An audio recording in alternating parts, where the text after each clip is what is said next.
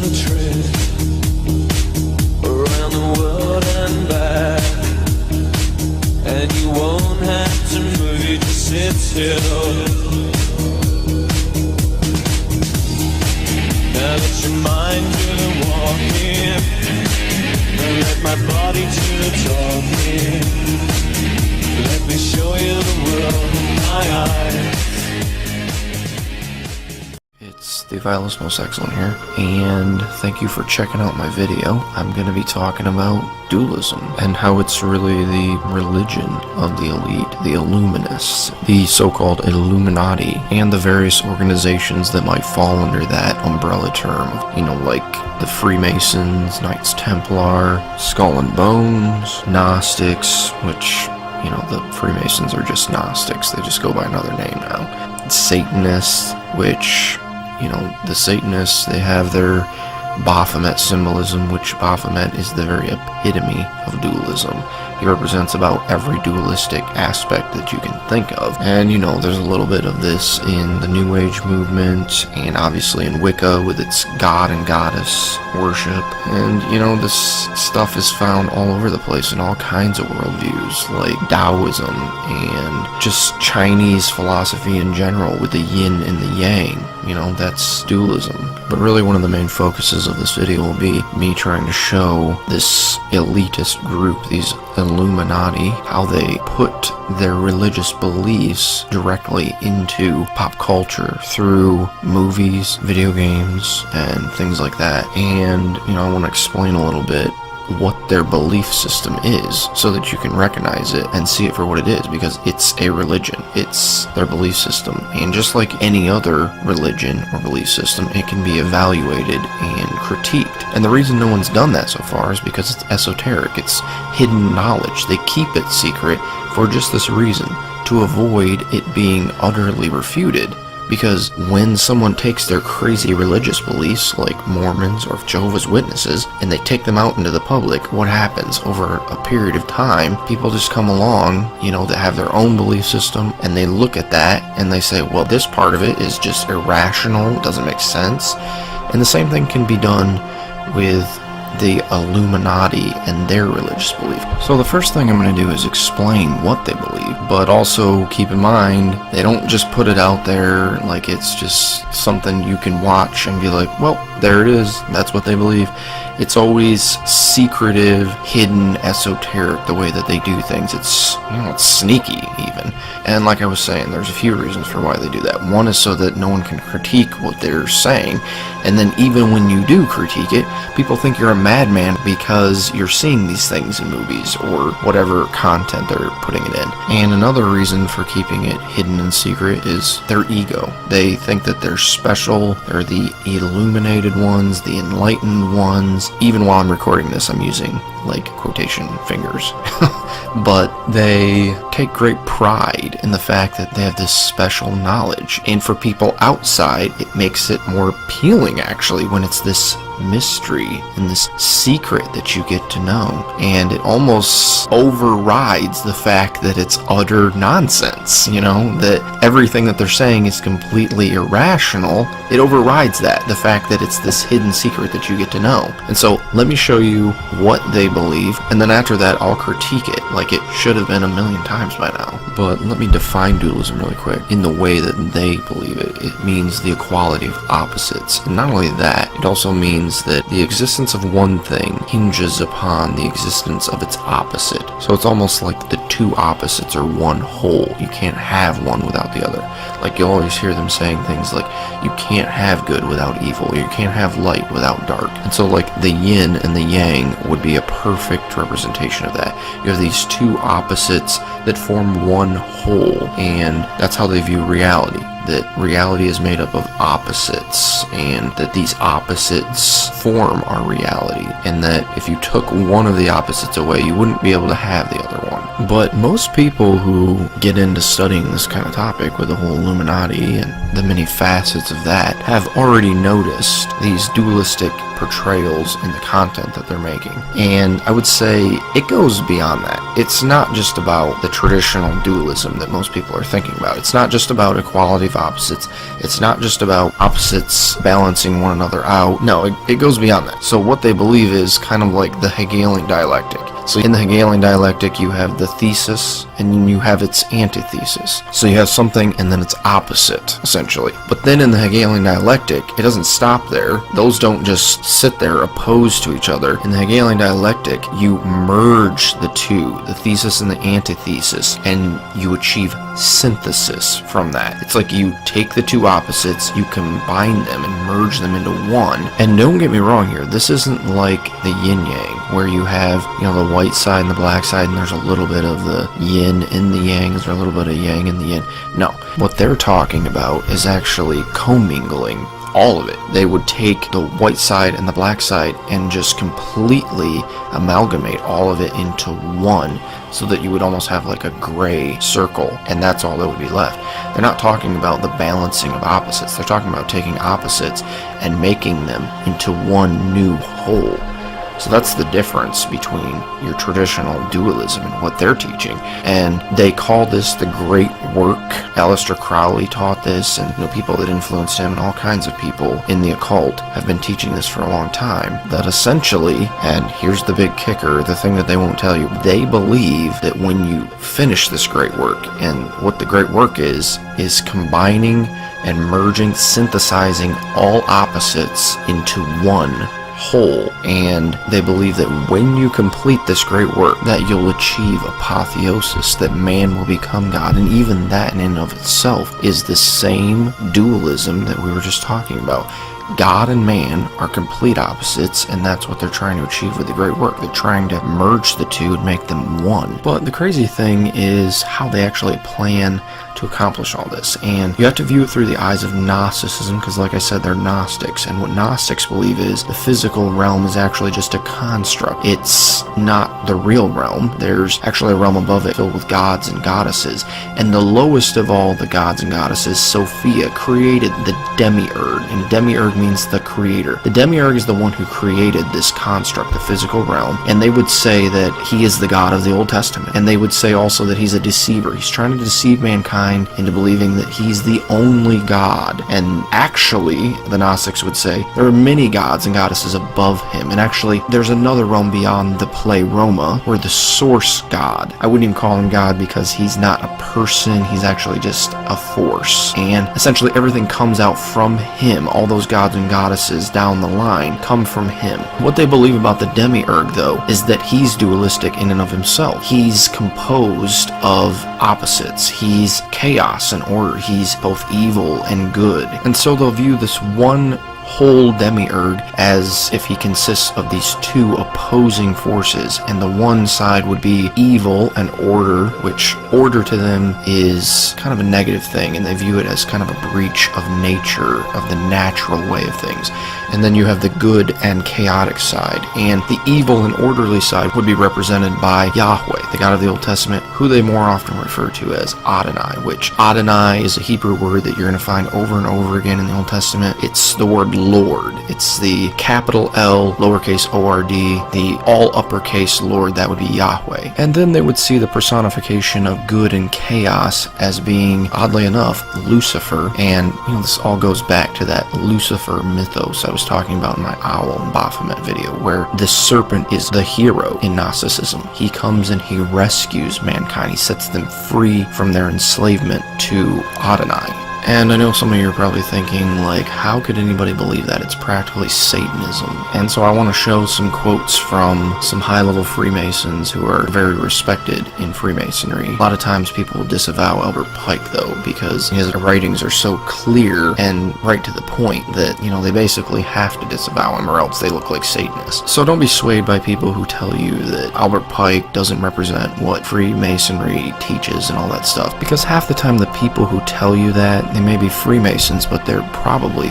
very low-level Freemasons, and they haven't been initiated into the kind of things that Pike and other high-level Freemasons, 33rd degree Freemasons, had knowledge of. I'll link a video in the description that pretty much destroys that. But this is what he says. Yes, Lucifer is God, and unfortunately, Adonai is also God, for the eternal law is that there is no light without shade, no beauty without ugliness, no white without black, for the absolute can only exist as two gods. And so you can see that just stinks of that dualism that I was talking about before. And there you have Adonai and Lucifer as the two gods. And then he continues on at the bottom. The true and pure philosophical religion is the belief in Lucifer, the equal of Adonai. But Lucifer, God of light and God of good, is struggling for humanity against Adonai, the God of darkness and evil. And there you have Albert Pike pretty much preaching that Lucifer is the savior of mankind, that he's the one that's trying to set them free from the evil Adonai, the God of the Old Testament. But just to show that this isn't some special doctrine only taught by crazy Albert Pike, here's another quote from a 33rd degree Freemason. His name is Domincio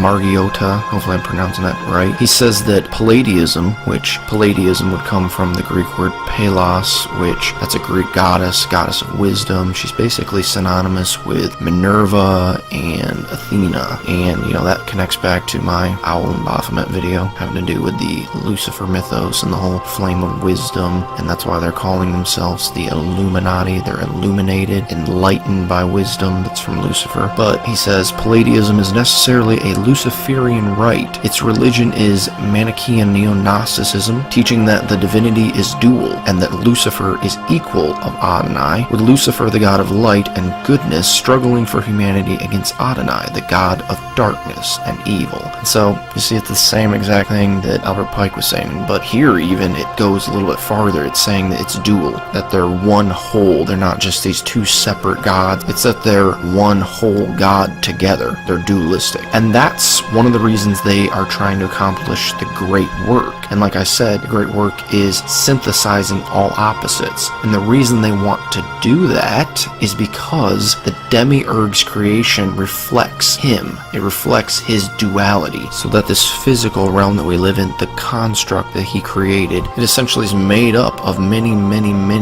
dualistic elements. And you have the mind and the body, you have the male and the female, you have light and dark, fire and water. Many opposing forces is what makes up his domain. And they think that if they collapse all these dualistic elements, if they synthesize them and merge them all together into one, that eventually it'll collapse his realm. And not only his realm, it'll collapse him in on himself, and he will cease to exist. And that will open the gate, the door, the portal to the higher realm where the pleroma is. And that's all the aeons, the gods and goddesses that come out from the source, who the Gnostics would call the Father, or the pneuma, which means spirit in Greek. And essentially when they achieve synthesis of all things in this realm, then it will collapse in on itself. It will destroy the demiurge, and it will free mankind from this prison that he has ensnared them in. And then they will ascend into the higher realm and merge with the pleroma. They will become aeons, gods and goddesses. And essentially when Lucifer in the garden told them, "Ye shall be as gods," that's what they think he meant. When they say they're illuminated ones,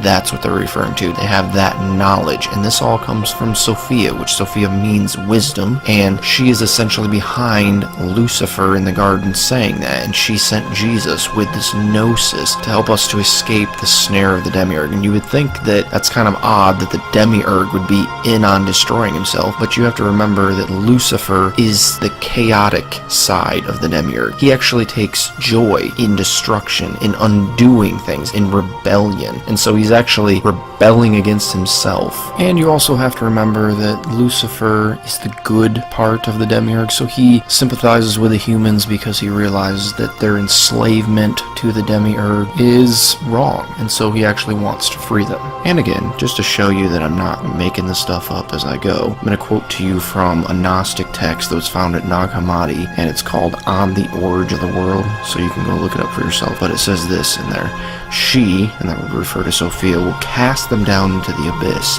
They, and here they refers to the archons, which are kind of like the demiurge's henchmen that he created for himself.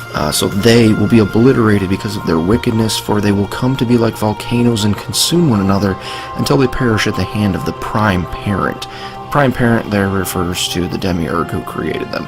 But then it says, when he has destroyed them, he will turn against himself and destroy himself until he ceases to exist. And so you can see that this ancient Gnostic text is actually teaching the exact same thing I was saying, that the demiurge actually destroys himself in the end. But I'm sure some of you are sitting there by now and thinking, this is absolutely insane. And I would agree with that diagnosis 110%, because it is insane.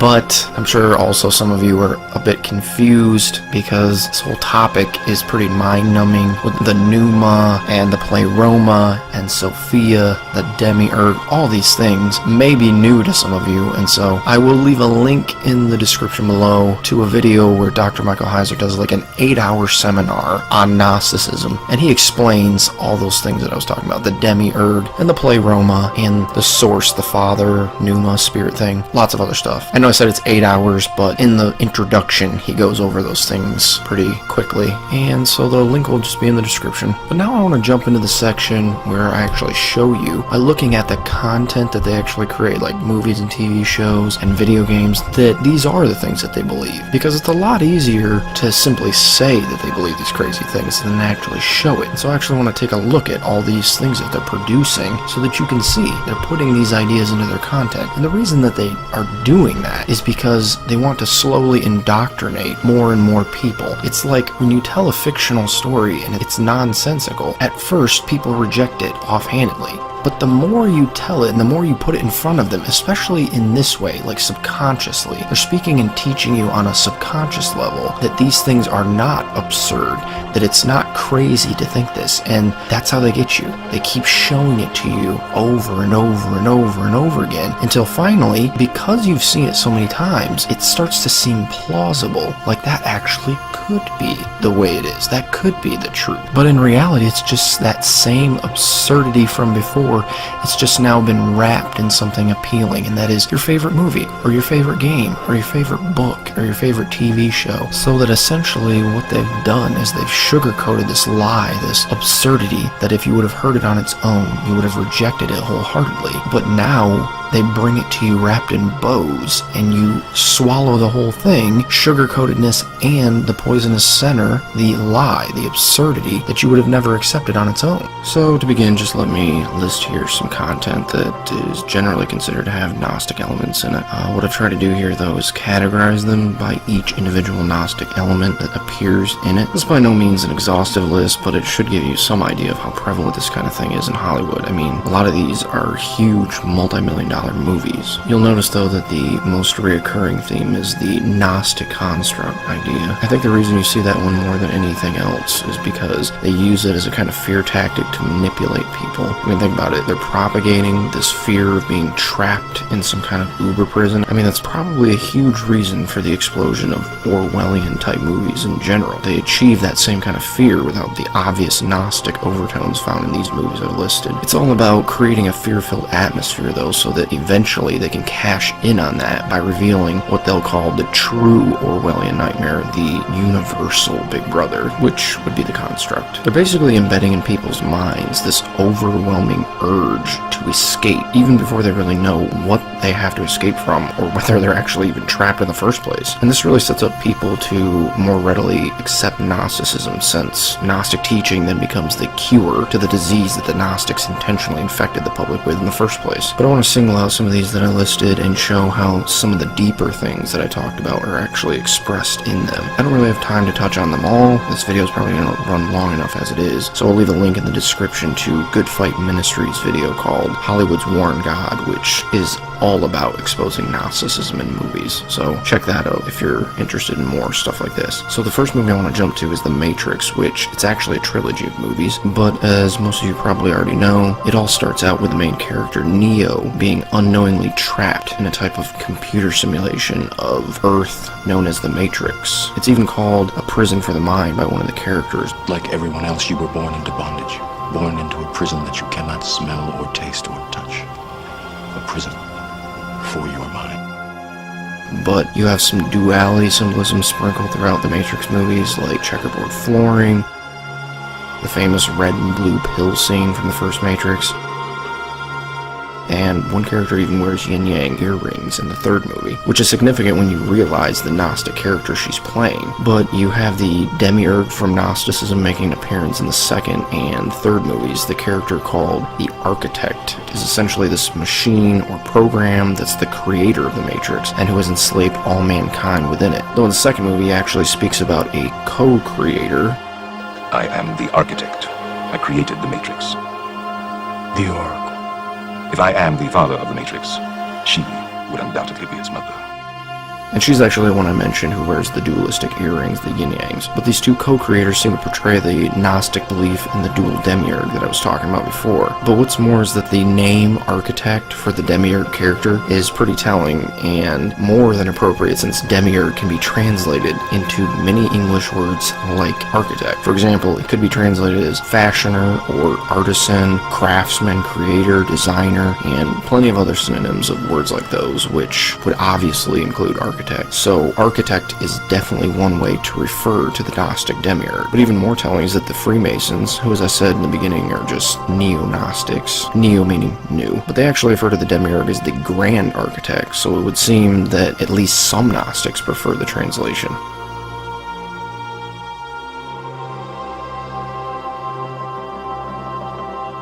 But the Architect in the movie is portrayed as this calculating, evil genius whose only flaw is his obsession with perfection. The first Matrix I designed was quite naturally perfect. It was a work of art, flawless, sublime. A triumph equaled only by its monumental failure. I have since come to understand that the answer eluded me because it required a lesser mind, or perhaps a mind less bound by the parameters of perfection. While the Oracle's character is portrayed as much more of a free spirit, you know, smoking cigarettes, baking cookies, and occasionally assisting humans in the upheaval of the Matrix she helped to create. So, she's rebelling against the system she helped put in place. Sounds slightly familiar, you know, like Lucifer, supposed co-demiurge, yet notorious rebel, who's fighting for mankind against his dualistic counterpart. But that's not all. The rabbit hole goes deeper still. And yes, that was a Matrix pun. So in the third and final movie, we come to a point where Neo actually approaches the physical architect that resides outside the Matrix, known as the Deus Ex Machina, which quite fittingly literally means God out of the machine. But the first time Neo met the architect, it was in the second movie, and he was within the Matrix, and let's just say he was much more pleasant. So essentially, long story short, Neo enters the Matrix by being plugged directly into the Deus Ex Machina, or the architect, essentially becoming tethered to him while inside the Matrix. It's kind of like he's walking around with the architect inside him or something, but simultaneous to all this, Neo's arch nemesis throughout the movies, Agent Smith, has basically, I guess, possessed or assimilated is a way to say it, every single person in the Matrix. But the last person we see him assimilate is the Oracle character. The great and powerful Oracle. We meet at last.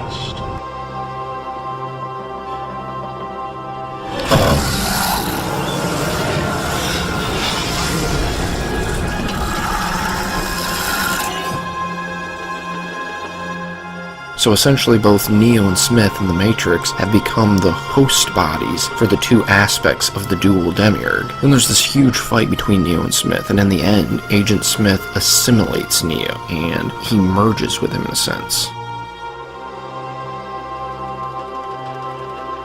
But essentially, when Smith does this, Neo, like the others who have been assimilated, morphs into a kind of clone of Agent Smith. Then we see a scene that's outside the Matrix where the architect, the Deus Ex Machina, shoots this light into Neo's actual body, and it goes into the Matrix and comes out of the assimilated Neo. Then the Smith clone that had assimilated the Oracle and who was fighting with Neo this whole time, he begins to do the same thing and eventually bursts into a massive explosion of light. And then all these onlooking Agent Smiths who were clones, they've just been watching this fight the whole time, they follow suit and they all begin to explode in perfect unison. So in the end, this kills both Neo and Smith, but it frees the human population trapped in the Matrix. So if you were paying attention, we see nearly every element I mentioned is in play here. here. We have the obvious allusion to the construct in the form of the Matrix. We have the dual demiurge in the form of the Oracle and the Architect, who, based upon their characteristic personalities, obviously allude to Adonai and Lucifer. And then we have their being synthesized together through the merger of Neo and Smith, the two demiurges' incarnations, in a sense, which ends in their destruction and brings about the freedom of mankind from the construct, the Matrix. And the short answer is, of course, that it absolutely promotes occultism and the New Age so strongly it could hardly be overstated. And in fact, I was honestly really taken aback by just how uncomfortable I felt sitting through that movie. And speaking of which, that was essentially why I chose to start off with this clip showing the Doctor in his first encounter with the so-called Ancient One, who gives him this rude awakening to the multiverse of spiritual dimensions by pressing upon his third eye, and sends him hurtling through all these mind-bending dimensional gateways and transcendent teachings and all that stuff. And so very early on in the movie, this scene rapidly starts bombarding the audience with core New Age concepts such as the physical realm being an extension of consciousness itself, and how all these realms and realities can be manipulated if only you learn the rules by which they're governed. And they actually portray the whole idea of fractals, and fractals being an expression of how everything is connected to everything, and everything is repeated throughout all of creation, in the large and the small and all that. But, I mean, the whole thing is just a celebration of occultism, obviously. And literally, the hero is a sorcerer. And specifically, he's a sorcerer who started out as a believer in materialistic science and in rationalism and the purely physical world, who then has his entire paradigm shattered. And he goes through this sort of rebirth into a new understanding that ancient Eastern philosophy and the mystic arts are, far more real than he'd ever imagined, and blah, blah, blah. So that, of course, is highly symbolic, representing, what the audience and the society as a whole is intended to eventually experience as well. That transition from the modernist materialist paradigm back into the mysticism and spirit science of the ancient occult ways. So we could go on and on about all that, but there are plenty of people out there already, dissecting all the symbolism and the little Easter eggs, and counting how many number 11s show up here and there, and everything else till the cows come home. So I'm really not trying to bother with all of that stuff, but what I wanted to touch upon was just the ending, where there's this showdown with a godlike being called Dormammu, who's first referenced in that beginning astral trip sequence as the dark dimension, quote-unquote, is first introduced. Dark places where powers older than time lie, ravenous. And the reason I wanted to talk about this is because it really just blew me away how this character and that whole scene just embodied the Gnostic concept of the demiurge.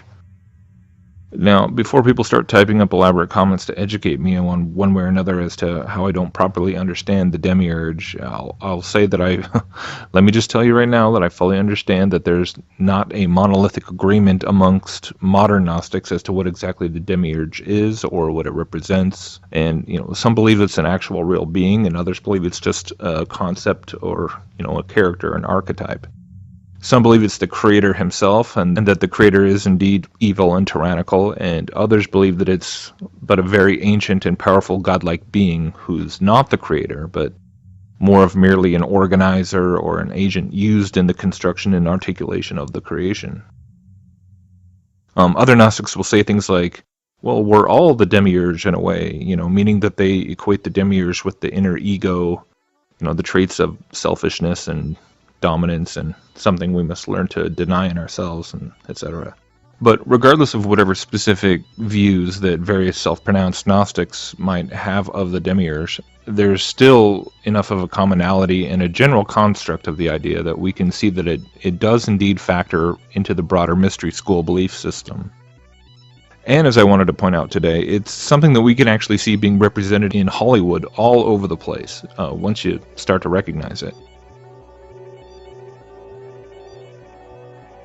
It's actually one of those things that is so common and so ubiquitous that for the most part we tend to not even really think about it, because it just seems like another universal plot device or universal character trait that spans human history. So, of course it would show up in drama and fiction, but I mean, obviously human history has seen its fair share of tyrants and dictators and emperors and hostile invaders and everything. So many would simply say that the demiurge is a mythologizing of a basic element in the human condition, which is, a fair enough idea.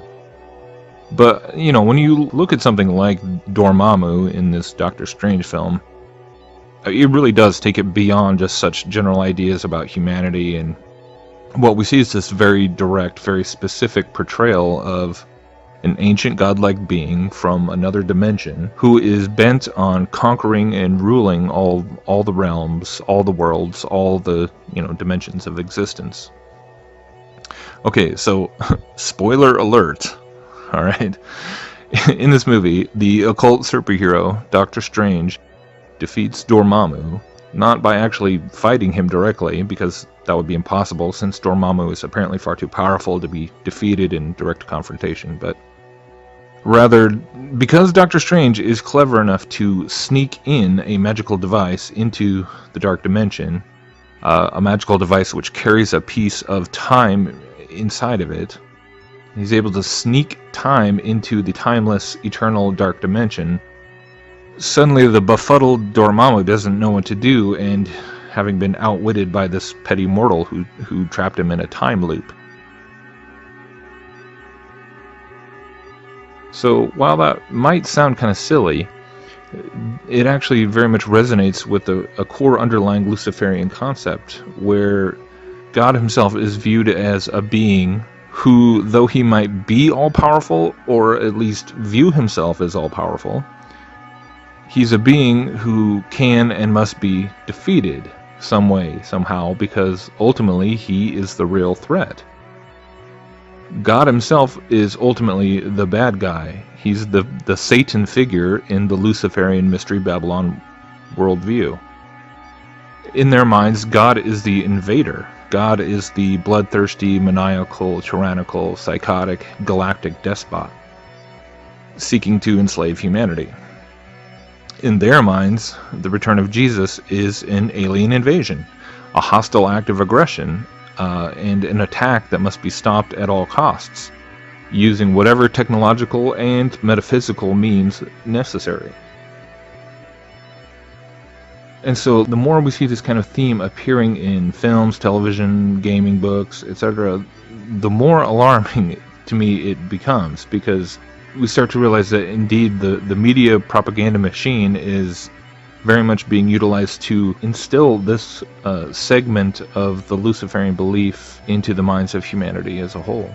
And so overall, it really just makes me think of the sorts of teachings that guys like Russ Dizdar have given on Revelation 19:19, where he actually teaches quite convincingly, from my view, that when we look at what Bible prophecy says and about the end and how the armies are gathered together at Armageddon, that in reality they are gathering together to make war against the return of Christ himself and not against each other.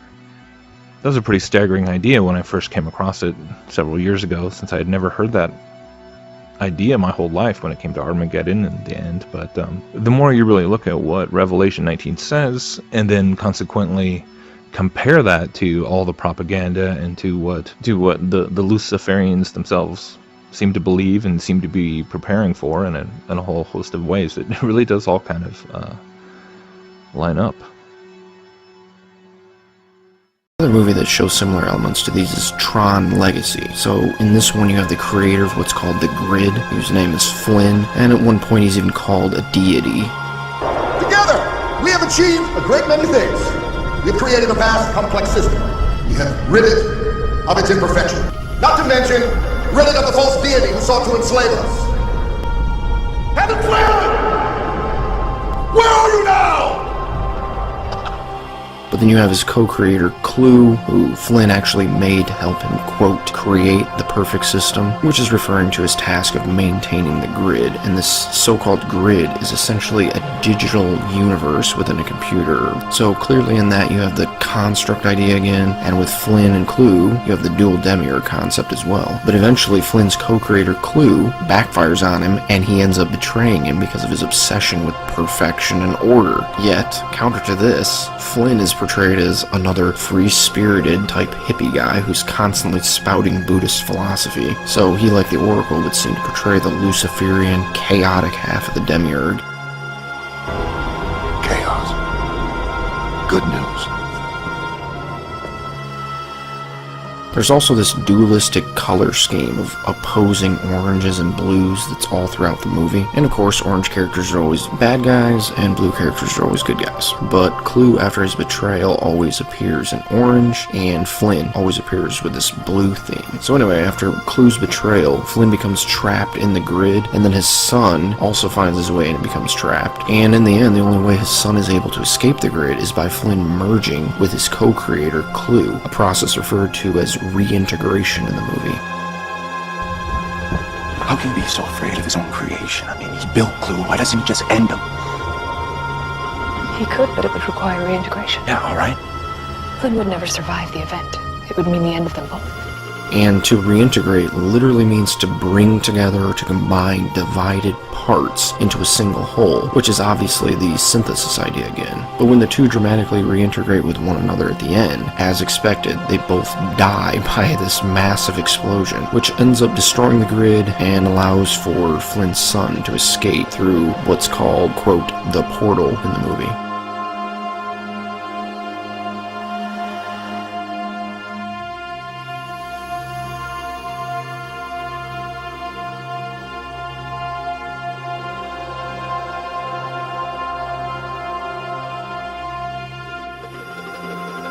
So again, here we see the dualistic demiurge synthesis, resulting in his demise as well as the destruction of the construct. But we also see an allusion to man's escape from the construct and his ascension to the higher realm in the form of the sun's escape. There's also this telltale sign of Gnostic influence in the movie that I can't help but point out before moving on.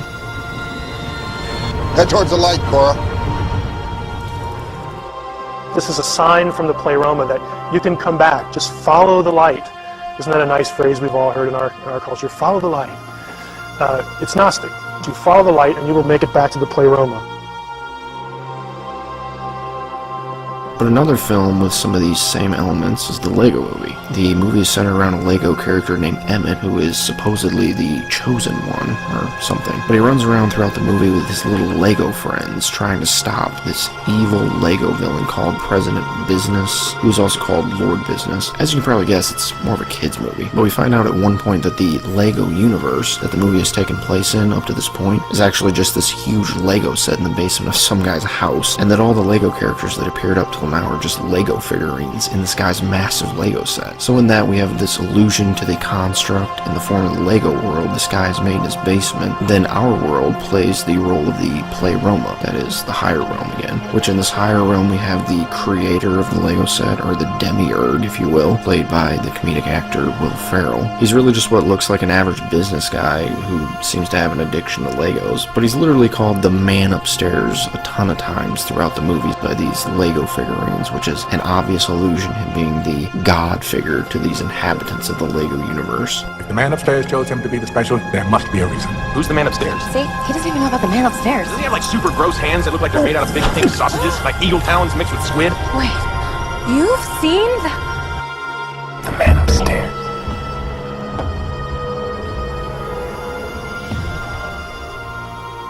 But it's also at this point that we find out that this guy's son has actually been tampering with his Lego set, building all kinds of things in the Lego universe without his father's permission. And the dad actually is pretty upset because he's obsessive about keeping his Legos in perfect order, and his son is actually pretty chaotic when he's playing with them. No, this is a disaster. All of this that you see before you is all your father's. And everything is thought out. It's a highly sophisticated interlocking brick system. What am I holding here? It's a battleship. No, it's a hodgepodge. That's what it is. What's Batman doing on it? Is this a robot pirate? And so the son is obviously portrayed as being more free-spirited, promoting Lego anarchy by making a mess of his dad's Lego set. But obviously in this father and son creator duo, we have another allusion to the dual demiurge. And they obviously have those familiar chaotic and orderly personalities attributed to Adonai and Lucifer by the Gnostics. Similar to the Matrix, though, the father and son seem to have their own representative in the Lego universe. The father's representative is the villain, Lord Business, who is actually voiced by by the same actor as the dad, Will Ferrell, and they both have the same perfectionist-like mentality. All the people of the universe were once free to travel and mingle and build whatever they wanted. But President Business was confused by all the chaos, so he erected walls between the worlds and became obsessed with order and perfection. All I'm asking for is total perfection. The son's representative seems to be Emmett, though. I say this because at the end, when the son and his dad are reconciling, Lord Business and Emmett are simultaneously reconciling. The father figure even asks his son, quote, if the construction guy, referring to Emmett, said something to President Business, what would he say? And he actually does this in an attempt to get his son to tell him what's bothering him. But then it cuts to Emmett appealing to Lord Business about not being so obsessive about the order of the Lego universe, which is simultaneously meant to be the son's appeal to the dad not to oppress his plane with his Lego set. Then there's this scene where they're reconciled and the dad hugs his son, and simultaneously in the Lego universe we see Lord Business hugging Emmett, so pretty clearly Emmett represents the son's character. But I think this event where the son and the father reconcile and unite in a hug is meant to picture that synthesis of the two demiurge figures, though obviously it's much more watered down than the other portrayals we've seen of it. But after this, and a bit of an explosion, the Lego universe and its inhabitants are freed from the oppression of Lord Business and his stringent rules about what they can and can't build, and the father also then allows his son to continue his chaotic building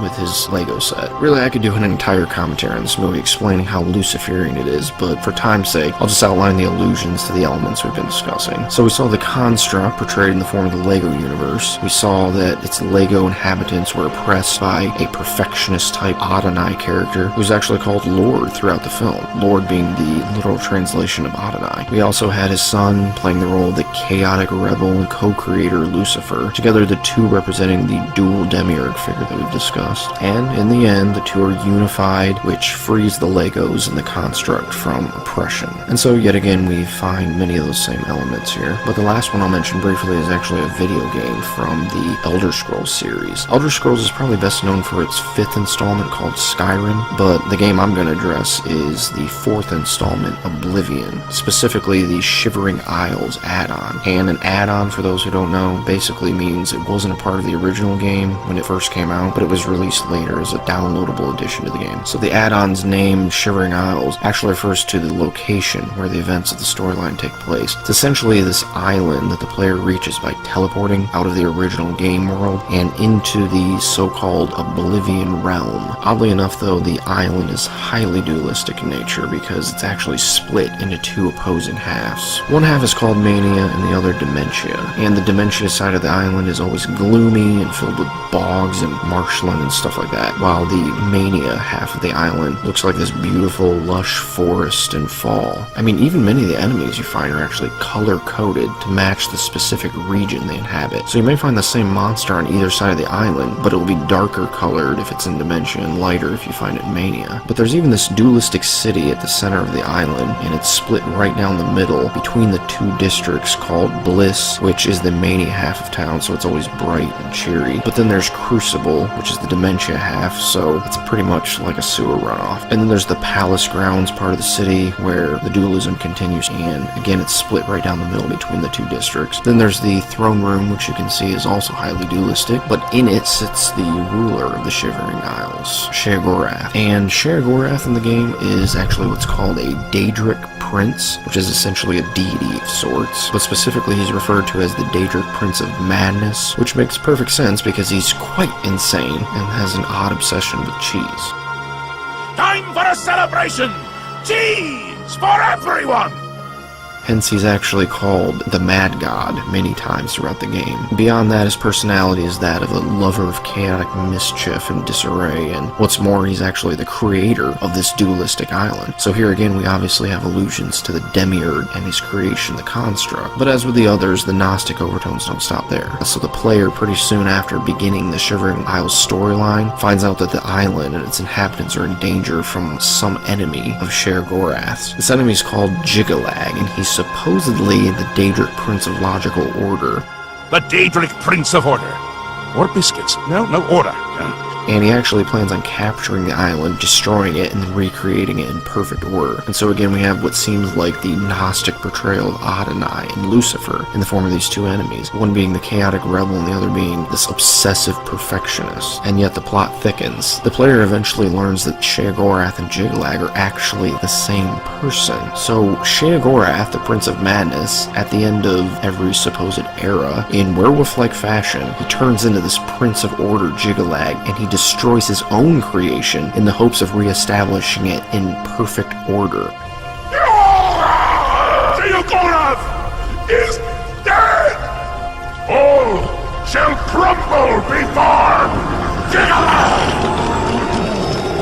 So the two characters actually turn out to be the same person. And so this construct-like realm of Sheogorath is simultaneously the realm of Jiglag. And so yet again, we have this allusion to the dualistic demiurge. Though the game does seem to lack an obvious concept of the two being united through some kind of synthesis. But technically, since they're the same person anyway, they're already unified in some sense. Nevertheless, the game does play another card from the Gnostic teaching I discussed earlier. When you defeat Jiglag, oddly enough, your in-game character becomes the mad god Sheogorath. You now hold the mantle of madness. I will take my leave, and you will remain here, mortal. Mortal, king, god. It seems uncertain. This realm is yours. Fare thee well, Sheogorath, Prince of Madness. So essentially the player becomes the god of the Shivering Isles. There's even a character in the game who literally calls this process apotheosis. You seek the throne of madness. However, no mortal may sit upon the throne without the staff. But apotheosis is no simple matter, and the creation of the staff is no simple task. So think about this. Here we have embedded in this game the Gnostic teaching that upon defeating Jiglag, who is an obvious portrayal of Adonai, that you become a god yourself. This sounds too much like what Satan told Eve in the garden, that men can become gods. I mean, is it any wonder why these Gnostics have to be so shady about all this? Obviously, no one's going to accept this kind of stuff outright. That's why they have to hide it in their content like this. They're doing this to precondition the masses to accept this kind of satanic ideology without even knowing it. But from there, I want to point out some other familiar content that you can see these same kinds of ideas popping up in. So to begin, in Freemasonry, you have the very crest of their organization, seemingly representative of this dual demiurge. And so if you look at it, you see the compass and the square set opposite one another, which the two actually represent opposites in architecture. One is used to produce curved lines, and the other right angles. They appear to be merging together, though, to form what looks like a hexagram. Which you can see in this piece of Masonic art, they actually portray the same symbolism using an actual hexagram. Hexagram itself, though, is a symbol of the merger of opposites like that of Earth and Heaven, or the microcosm and the macrocosm, or even man and God. Which there are many symbols out there that represent the same kind of idea. But notice in this hexagram, though, that the merger of the two opposite halves is being stressed by showing them as interlocking with one another. But the hexagram as a symbol quite literally means as above, so below, which is a concept found in Hermeticism and sacred geometry, and so of course it finds a place in the syncretism of Gnosticism. The phrase, though, originates with the 6th to 8th century pseudepigraphical work called the Emerald Tablet.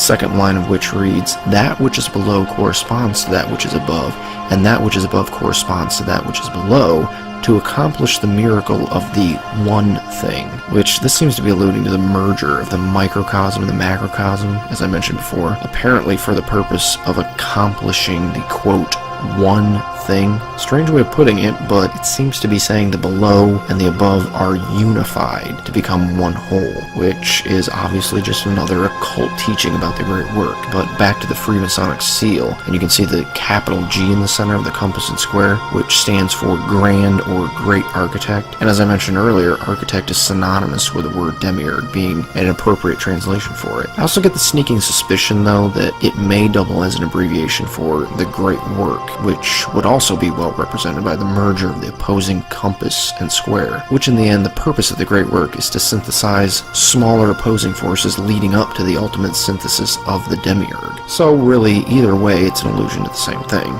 Another thing though that might actually hint towards this being an allusion to that dual demiurge is a symbol that I actually noticed in the House of the Temple, which is a Freemasonic temple in Washington, D.C. And this isn't just any Freemasonic temple, it's actually the headquarters of the Scottish Rite of Freemasonry, and the bones of Albert Pike are actually entombed there at that temple.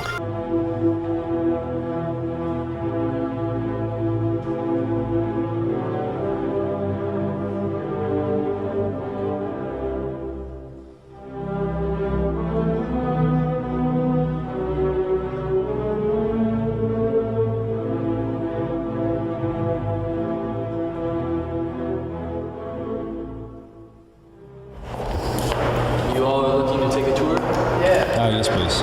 Okay. Are any of you Masons? No. Tour takes about an hour and it's $8 a person. So here we are in the Grand Lodge of Scottish Rite of Freemasonry here in Washington, D.C. We are inside the building right now.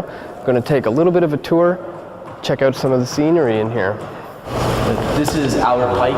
Yep. He was our Grand Commander from 1859 till 1891 when he died in office.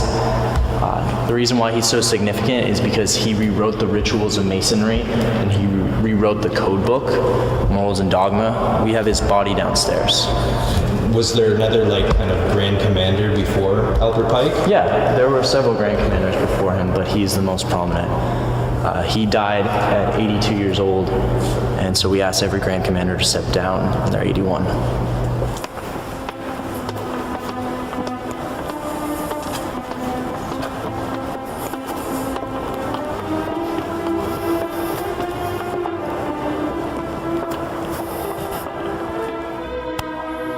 Amazing.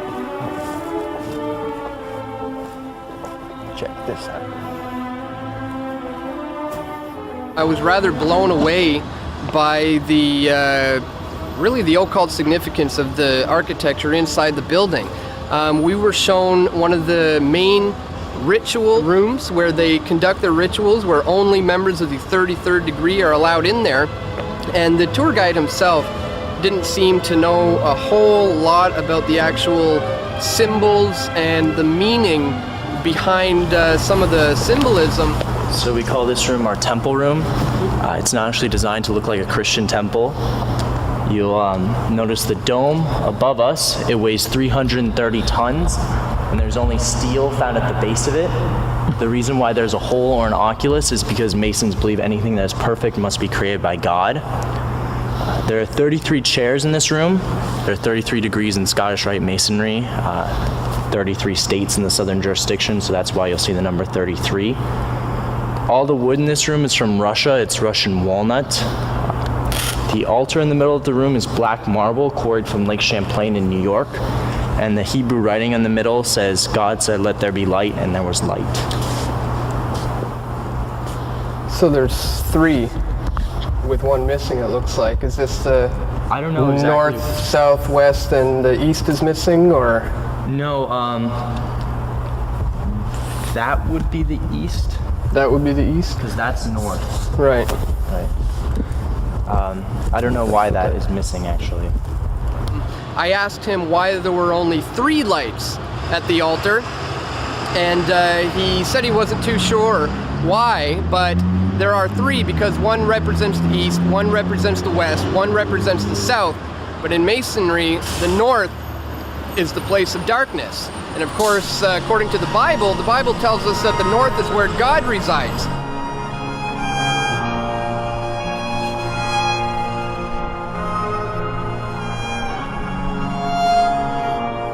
Masonic Holy Bible. When was this built? The building? 1911. It was started and it was finished in 1915. This was the architect's first major building. He went on to do the National Archives, National Gallery of Art, and the Jefferson Memorial. The snakes represent chaos, and the further up you go in the windows, the more light they let in, symbolizing enlightenment. So it's supposed to mean when you join Masonry, you join at a time of chaos in your life, and the further up you go in degrees, the more enlightened you become. So, in the beginning, you just have to be open to the concept of there being a God. But as you work your way up the ranks and you gain enlightenment, he showed us windows in there that get brighter and brighter as you go up. And I found that very interesting. The windows were also surrounded by serpents. I asked him, what is the symbolism of the serpent? He said that's all about order out of chaos. The serpents represent chaos.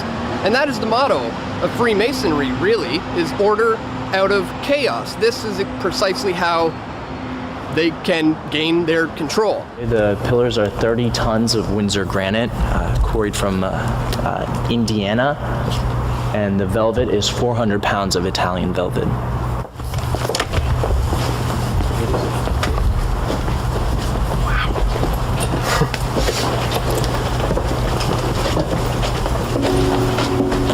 This chair we have right here is called the Tyler's chair.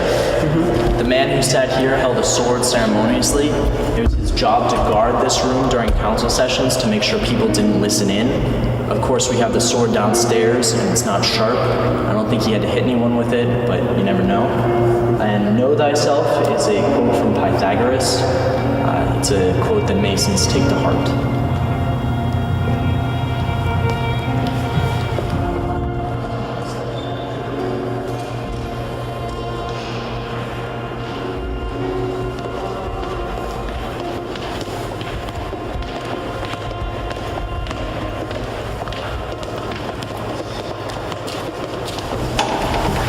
This room is called our executive chamber. You'll notice the Tyler sword right here. This is the sword the man held that I was telling you about upstairs. As you can see, it's not sharp. This is the Grand Commander's scepter. It's what he would carry in to start council sessions. And this case will only be opened in October of this year for a council session. Council sessions every other year in October. This is where the 33 Inspector Generals would meet. There are 33 states in the Southern Jurisdiction, and we are the headquarters of the Southern Jurisdiction of Scottish Rite Masonry. They would meet in here at night. They would discuss legislative and money issues in here. Upstairs is mainly used for rituals. The ceiling actually used to be open. It used to be an open ceiling, but they closed that off because the meetings in here were held at night. There was no point having an open ceiling.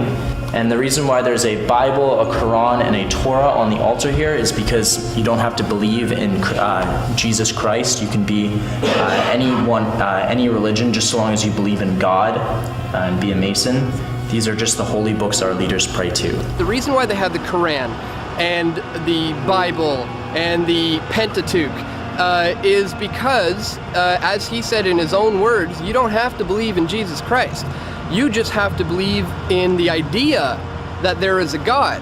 And that is because Freemasonry is very much an ecumenical movement. It brings together all kinds of religions because you have to be open to the concept of there being a God. They refer to the God as the grand architect of the universe. That way it can encompass everyone on earth, and there can be members of the Brotherhood from the Muslim world, members of the Brotherhood from the Christian world, all over the world, bringing them all together. So if you donate $1 million or more, you get your name on a plaque here, and you get a picture downstairs. We do have some plaques that open here, so if you all have $1 million just lying around, we accept checks, cash, credit cards. The Bush family and the Studebaker family are up there, although neither George Bush Sr. nor Jr. was a Mason. The light well in the back there was put in 1993. There are 33 beams of light, and Fiat Lux is Latin for let there be light, and Ordo ab Chao is order from chaos. What is the significance of the Order ab Chao? It's like a Masonic motto almost.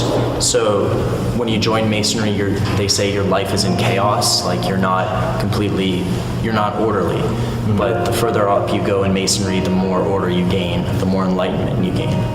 14 US presidents were Masons, but the last one was Ford. Bill Clinton was a DeMolay, which is a junior Mason. never became a full Mason. I remember reading online that this building is based off of a Roman It's Mausoleum of Halicarnassus. It's one of the 7 wonders of the ancient world. Okay. It's the tomb of the emperor, the king Halicarnassus.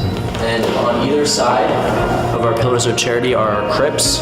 So Mr. Pike is buried 6 feet behind here, and Mr. Cowles is buried 6 feet behind there.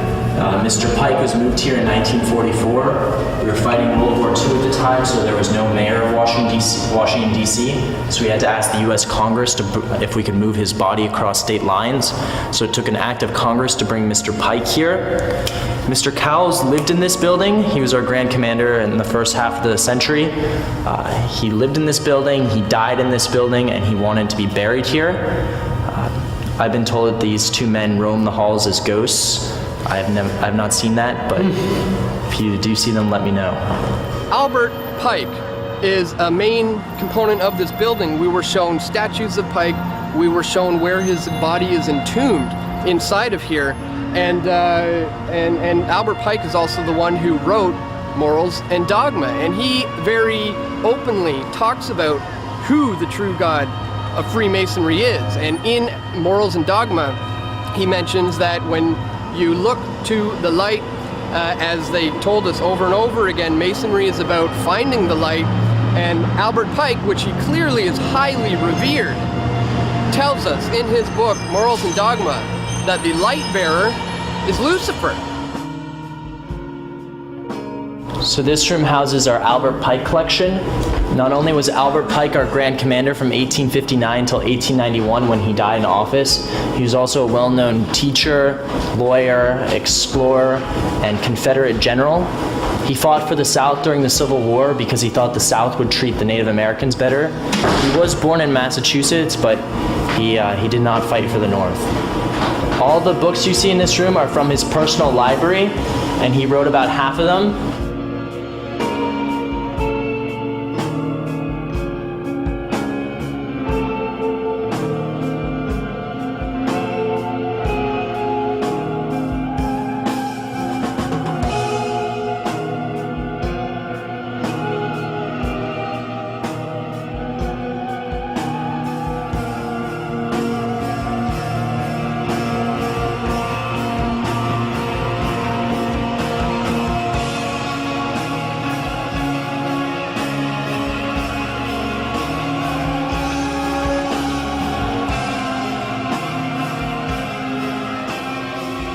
So this room is our banquet hall. This room holds 400 people, and we mostly rent it out for charity events, speakers, dinners, that sort of thing. But there is no alcohol allowed in this building, so no casino events or weddings are held here. Most Masonic lodges do not allow alcohol except for Shriners lodges, which is Shriners is another set of Masons. These 2 paintings here are Masonic paintings, painted by Brother John Melius in the 70s. This painting is of George Washington laying the cornerstone to our Capitol. This is significant because he's wearing his full Masonic ritual regalia. He's got his square and compass, he's got his apron, he's got his gavel. And the 3 men to the right of him here are holding corn, oil, and wine, which are Old Testament gifts of prosperity, and they were leaders of lodges from around here. Now that cornerstone has been lost to history. People have tried looking for it and they cannot find it. They buried cornerstones under the ground. People have told me that that cornerstone has some Masonic writing on it. Whether that's some lost legend or a mystery on it, I don't know, but we cannot find it. This painting is of George Washington taking the oath of office as our first president. This is in New York because New York was the capital at the time. And the reason why this painting is so significant is because the man in blue holding the Bible is a Mason, and he's holding a Masonic Bible. That is the Bible that has been used by basically every president since George Washington. Although Barack Obama did not use that Bible, he used Abraham Lincoln's personal Bible. That Bible has still been used by basically every president. What's the difference between a Masonic Bible versus... Masonic Bible has Masonic inscriptions in it. It's still a King James Bible. It just has Masonic inscriptions, and they use it for rituals. So this hallway contains paintings of each degree's regalia. So These plaques here say which degree you are. So the 22nd degree is the Knight Royal Axe, Prince of Libanus. And this text here is the lesson that you learned at that degree. Y'all can feel free to take a look at each one of the degrees. Take your time.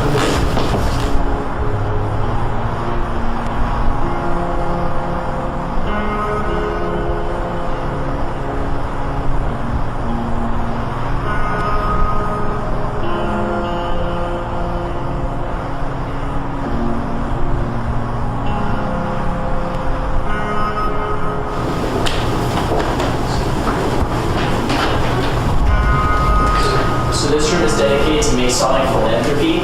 Masons give on average $2 million a day back to the community. That ranges from scholarships to funding hospitals, to paying to homeless shelters, that sort of thing. Masons do a lot. It's just not something people know about. Is the philanthropy public, or do you mean they don't know? It's public. It's just people don't pay attention to it, or people have certain assumed things about Masonry, like they think it's a cult or something like that. They choose to ignore this sort of thing.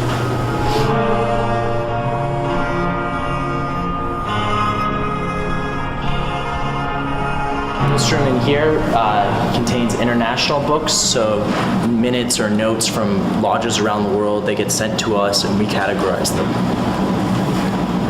Other famous Masons include Gene Autry, Audie Murphy, Douglas MacArthur, Brad Paisley, Arnold Palmer, J. Edgar Hoover. There have been many famous people that have been Masons. We call this room our Americanism Museum. It's dedicated to famous Americans who have been Masons. Some highlights include a portrait of George Washington that you see there. We have the 33rd copy. We also have a replica flag of the Masonic flag that was put on the moon. Astronauts to the moon. The Masonic flag was put on the moon? Yep, Buzz Aldrin was a Mason. He put a Masonic flag on the moon. So he left one just like it? Yeah, a larger version of it. They brought 14 flags to the moon and only took a couple back. Astronauts to the moon.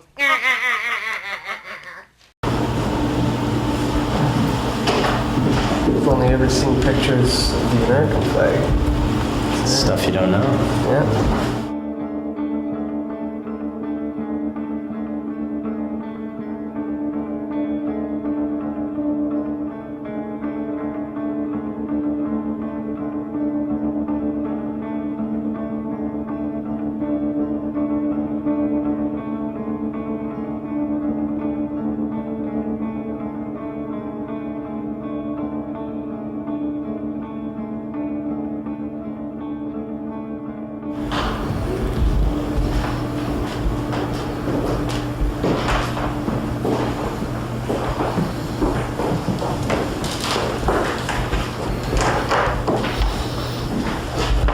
I didn't know the Cat in the Hat was a Freemason.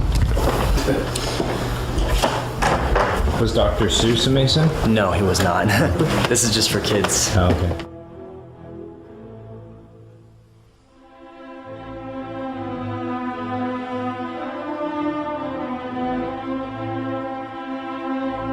We were allowed into the library of Scottish Rite of Freemasonry, where it's probably one of the largest collection of Freemasonic books inside.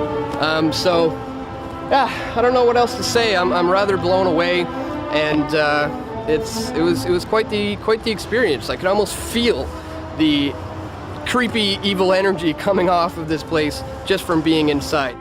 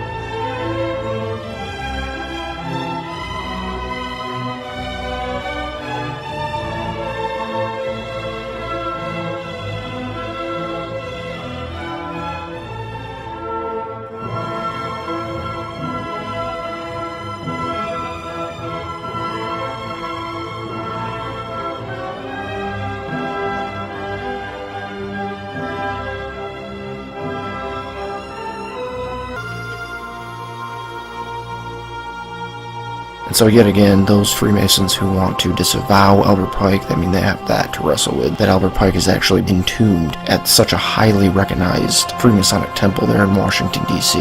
But the thing I want to point out in that temple is that there's actually this rare compass and square Freemasonic symbol on one of the walls there. It's in between two hexagrams. But the reason I say that the symbol is rare is because if you look at it in the picture here, you can see the square on the bottom is elongated on the left half. Now, that's not rare for a square, because you see squares all the time that are longer on one end than another, but it is rare for the Freemasonic compass and square to look this way, because I went through pictures of countless Freemasonic compass and squares, and I only found a few that look like this. But the reason I point that out is because I'm actually willing to wager that the elongation of that left half is very intentional. It's because they're trying to make the square appear as if it is an L.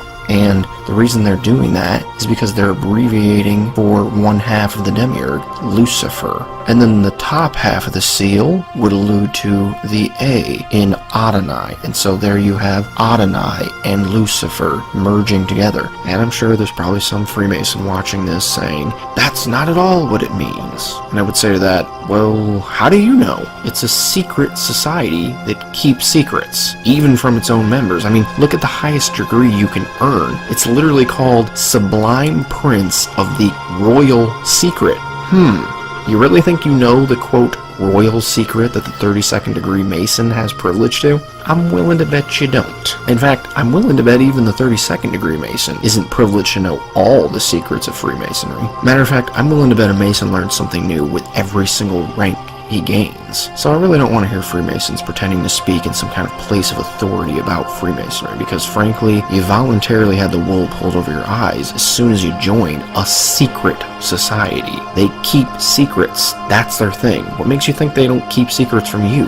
So anyways, the seal here seems to be a very clear allusion to the synthesis of two opposites, and beyond that, it's even branded with a symbol that admittedly refers to the demiurge. You can't get much clearer than that. But to really drive the point home that this symbol represents the dual demiurge, take a look at these sketches by the infamous occultist Eliphas Levi. The one on the right is pretty basic. It's like a diamond split in half with two opposing faces, likely the opposed demiurges. But you also have the clashing color scheme reflected one against another, and you can actually see some poorly drawn Hebrew letters at the top and bottom of the diamond. The top one looks most like an aleph, which may be an abbreviation for Adonai, aleph being the first letter in his name in the Hebrew Old Testament. The bottom one, though, could be a misshapen nun, which Nakash, the Hebrew word for serpent used in Genesis 3 to refer to Satan, that begins with the letter nun. Can't really be too sure one way or the other, though, since Hebrew here is pretty sloppy. But if that is what these Hebrew letters represent, then it's kind of like that Freemasonic compass and square that I already showed, where it abbreviated for Adonai and Lucifer. And so this could be a similar thing. But you can see the picture on the left is actually a hexagram, which is clearly portraying the two opposing demiurge figures and merging together in the center. And you can also see written in Latin at the top right corner macrocosm, and in the bottom left corner microcosm. Also in the top left corner is the Latin phrase meaning the top is like the bottom, or more loosely, as above, so below. So again, we have obvious allusions to the great work here. But something new you see there is the serpent around the outer edge, and it's forming a circle and it's eating its own tail, and that's called the Ouroboros, which hopefully I'm pronouncing that right. But the symbol pictures this similar dualistic synthesis in that the snake lives by eating its own tail. And so in the occult, it represents life being sustained by death, the two opposing forces sustaining one another, essentially. But your children know Ouroboros as the circle of life, courtesy of the Lion King. So in the symbol, we have both life and death coming together as one whole. Hopefully you're starting to see the pattern here. I mean, it's over and over again with this idea of the synthesis of opposites. The plurality becomes singularity, the many become one, the disjointed become joined, diversity becomes university, and over and over and over again, we're just bombarded with this kind of synthesis symbolism. This all really shouldn't be too surprising, though, since Eliphas Levi is the same occultist behind the infamous Baphomet portrait, which I'm willing to bet this dualistic monstrosity is also an allusion to the synthesized demiurge, or at the very least, the great work, because it's basically an amalgamation amalgamation of opposites from head to toe. You have male and female, animal and human, demon and angel, light and dark, the two opposing serpents, potentially alluding to the dualistic tree of knowledge of good and evil from the Genesis narrative where the serpent tempted Eve, which makes you think it's no wonder occultists have an obsession with dualism. Lucifer's been all about it since day one, hanging out in this dualistic tree. But notice his arms say solve and coagula, which is a Latin phrase, solve meaning separate and coagula meaning joined together, and it's an alchemical maxim referring to the fusion of things in disunity, which again is an obvious allusion to the great work, and especially so since Levi himself wrote extensively on the great work. But another dualistic representation of the demiurge that comes to mind is this early Gnostic picture carved on a gem, which this is just a facsimile, so it's not really the same quality as the original. But notice the opposing moon and star, that is moon and sun, because the ancients would often depict the sun in that way. So this would be an allusion to the two opposed forces of night and day. They may actually be depicted as conjoined together though behind the figure's head, with the sun rays being obvious, but the crescent may be that thin circle that disappears behind the creature's neck, making a possible allusion to the crescent shape. If you recall though, Baphomet seemed to have the allusion to the moon and the sun as well. He actually points to the two as if they're what the Latin words on his arms are referring to when they say separate, thus hinting they need to be joined together, which the sun and moon symbolism seems to be a very common way to refer to the two demiurges, as we'll see as we get a little farther on. But the demiurge figure here is portrayed as a serpent with a lion's head, which the serpent is an obvious allusion to Satan or Lucifer, while Adonai is portrayed as a lion in several passages throughout the Old Testament. So here yet again we see the demiurge portrayed in this dualistic manner with allusions to both Satan and Adonai. But another Freemasonic symbol that seemingly portrays the dualistic demiurge is the two-headed phoenix, especially since it has that familiar ordo ab chaos quote on it. The Latin phrase means order out of chaos. It possibly refers to the opposing personalities of the two demiurges, that is, orderly and chaotic, or it may be synonymous with the United States motto found in the Great Seal, E pluribus unum,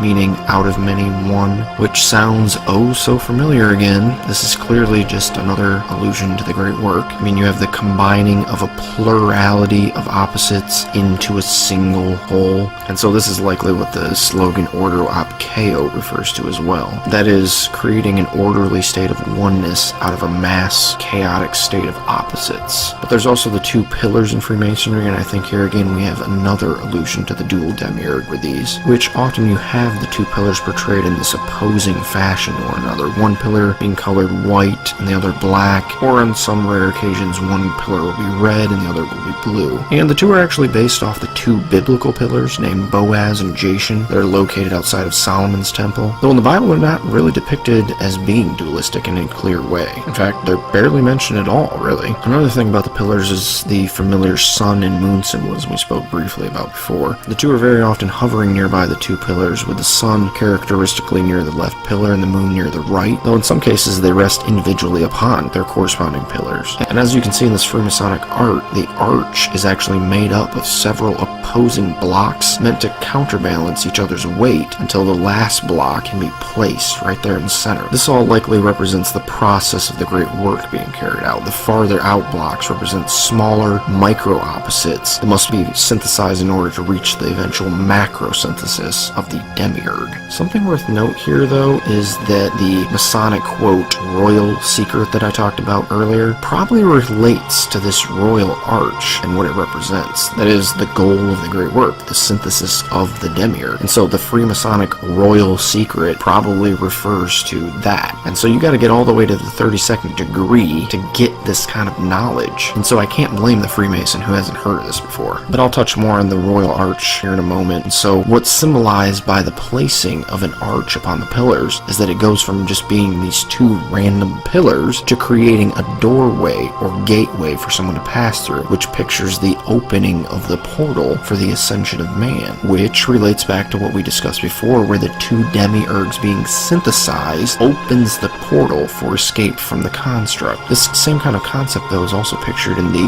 101 symbolism that many have pointed out in things like The Matrix or George Orwell's 1984. The ones in the sequence depict the two pillars on either side, that is the two demiurges, and the 0 depicts the portal opening between the two. And you can actually see this kind of symbolism portrayed in some other places. For instance, in the 80s He-Man movie Masters of the Universe, you have here the two pillars and then the portal in the center, which in the movie the portal is called the Great Eye. I stand before the great eye of the galaxy.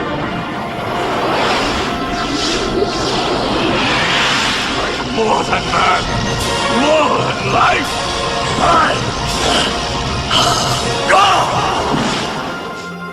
And so that eye symbol probably alludes to that portal that they're trying to open through synthesis. But this also connects to two other movies I'd point out. First, you have Ghostbusters, where you see the synthesis of the two opposites, male and female, in the form of the Keymaster and the Gatekeeper, which of course results in the opening of the portal.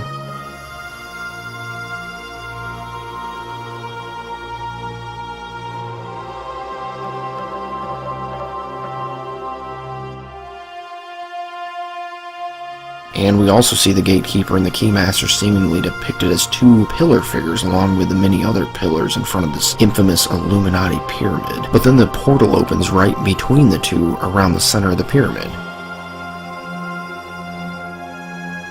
And often in depictions of the triangle and all-seeing eye, the eye will appear at the center of the pyramid, or triangle shape. And so there we have what seems like a portal alluding to an eye, and also the two pillars with the portal between them. And so it's like that 101 symbolism, and also similar to this picture I showed, where you have the pillars and the royal arch representing synthesis, but then you have the eye symbol back there in the background behind the gate, picturing the opening of the portal from this process of synthesis by the application of the royal arch. But then you also have in the movie Stargate, we see that the final symbol used to open the portal is two lines separated at the bottom but converging at the top with a circle at the peak of the two. And so the two lines likely allude to the two pillars, that is the two demiurges, merging to open the portal above. Well, the seventh actually isn't inside the cartouche, it's just below it here, designated by a little pyramid with two funny, neat little guys and funny little... And the portal being placed above is probably meant to picture the ascension of man when he enters through the portal. And the fact that the two pillars are merging at the top, it just kind of shows you that they're foregoing the picture of the arch. And they're representing the same symbolism, they're just representing it in a different way here. And you notice this is also quite similar to the 101 symbolism as well, just rearranged differently. And that's what I was saying before, they're using very similar symbolism here. It's just being reworked and used in different ways to represent the same thing. But notice it's also an allusion to the familiar eye and triangle symbolism as well, with the representation of the eye resting at the peak of the triangle, like on the back of the dollar bill, which that seal on the back of the dollar bill probably is picturing this exact same thing. I mean, think about it. You start out at the base, you have multiple bricks, and the higher up the structure you go, the less bricks there are. It's picturing the synthesis again until you get up to the portal that takes you to the higher realm. But something else of note here in Stargate is the connection to the Royal Arch. The bracket there on the Stargate seems to point to the center block of the Royal Arch, and it's being the final synthesis of the two pillars, because you can see in this picture the two look quite similar. Notice also the 69 symbol that I pointed out before on the Royal Arch. This is also a symbol of synthesis and the portal also, if you think about it. And so what I mean is that 69 is often depicted as the merger of male and female, which the merger of male and female theoretically results in childbirth. And so the reason that's portal symbolism is because the occult will often overlap the opening of the woman's womb with the opening of the portal, if you catch my drift. I mean, they essentially see the child coming out of the womb as an allusion to ascending from a lower form of life to a higher form of life through a type of portal. But 69 can also allude to the yin-yang, since the two numbers seem to so effortlessly match the shape. And so you can see the 69 as a number is the perfect symbol to place there at the peak of the Royal Arch to depict synthesis. Either way though, it appears exactly where we'd expect it it to, if this theory of mine is right. Because if you remember, the arch is the very symbol of merger between the two pillars, and this block at the peak is the final block needed to form the arch and complete synthesis. But I would even take this a step farther. If you look at the CERN logo, which CERN is very often associated with portal symbolism, you have the often noticed 666, which I would contend is relevant also, but I would point out that there's also a 69 there independent from the 666, and so it's obviously alluding to that synthesis again and the opening of the portal. I mean, not only that, but the whole purpose of the facility is to smash matter into matter. It's a particle collider. So maybe in that you have another connection to the synthesis of opposites, or not. I don't know. But another thing related to the whole pillar symbolism is 9/11, and specifically the Twin Towers. I believe that to the Illuminati, or whatever we're calling them, the Twin Towers were symbolic of the two pillars of Freemasonry. One reason I say this is because of the day they chose to destroy them, which, if you don't believe that 9/11 was an inside job of some kind, I'd highly recommend that you watch the video I've linked in the description called Loose Change, and hopefully you'll at least keep an open mind about it. But the day they chose to destroy them on is significant because 9/11 in Roman numerals is IXXI, and as you can see, it actually forms a similar shape to the 101 we've already discussed. And as I said then, the 101 represents the two pillars on either side and the portal in the center, and obviously the same is true of this IXXI, so it's the allusion to a portal between the two pillars again. But more than that, we have the synthesis of the two towers, just like the two pillars. And what I mean is, the two World Trade Center towers were intentionally destroyed to make way for the one World Trade Center. And yes, that's literally what it's called. Not anything ominous about that.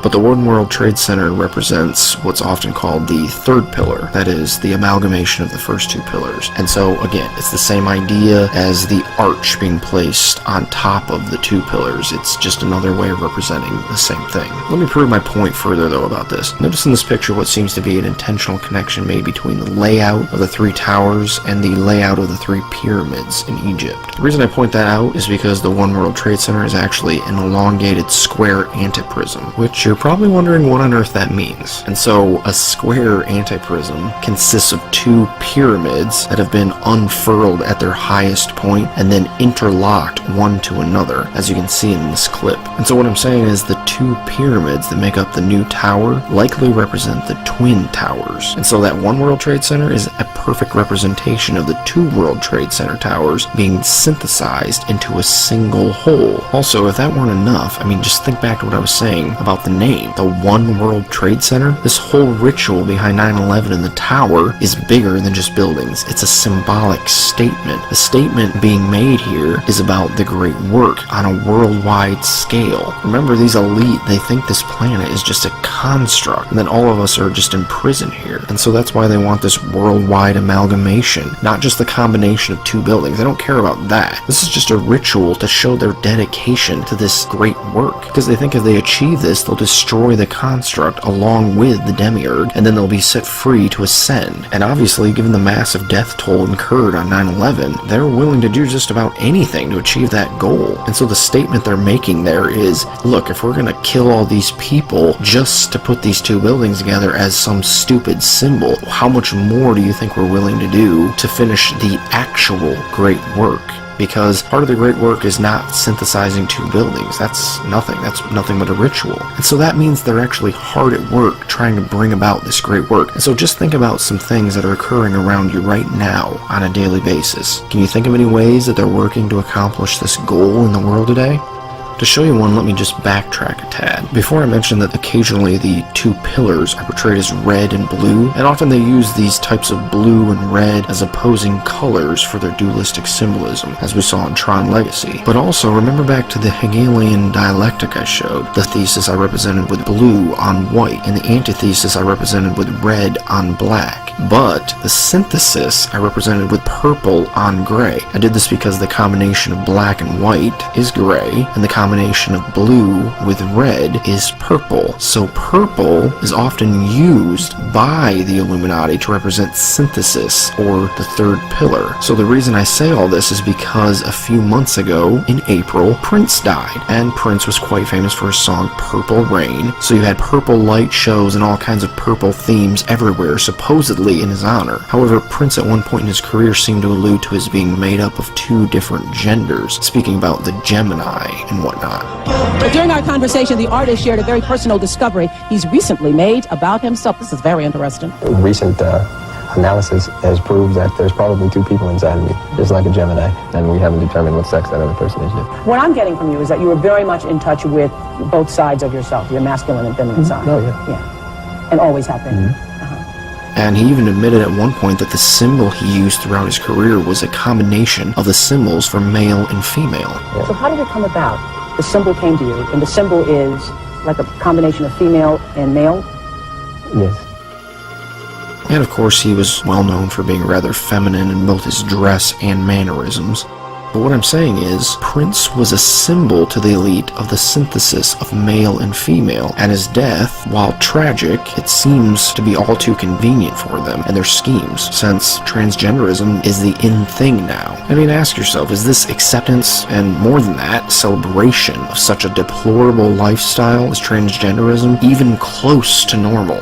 Or does it seem forced, maybe guided by some kind of invisible hand? Like, I don't know, maybe the media, movies, celebrities, music, huge corporations, and on and on and on. And the culture has collapsed on so many similar issues that I believe are all a part of this hidden agenda. The whole LGBT movement, for instance, is clearly a psyop, which is short for psychological operation. But it's obviously been foisted on the public, and they've been preconditioned by all those sources that I mentioned, like media and movies, to accept it. But really, the goal of the elite with this particular psyop, LGBT, is to swap gender roles back and forth over and over until there's fluidity between the two in people's minds, so that there will no longer be any distinction between the two genders. And then the two categories will become obsolete, essentially synthesizing the two together. I mean, you can see this in the language that the LGBT movement itself uses. They have this term called gender fluid, which refers to a person who doesn't identify with any single fixed gender. So what's beginning to happen now is, because our society is beginning to see gender as a social construct, the gender binary, the dual male and female aspects, are no longer thought to be necessary. And so you have the synthesis of male and female occurring right before your eyes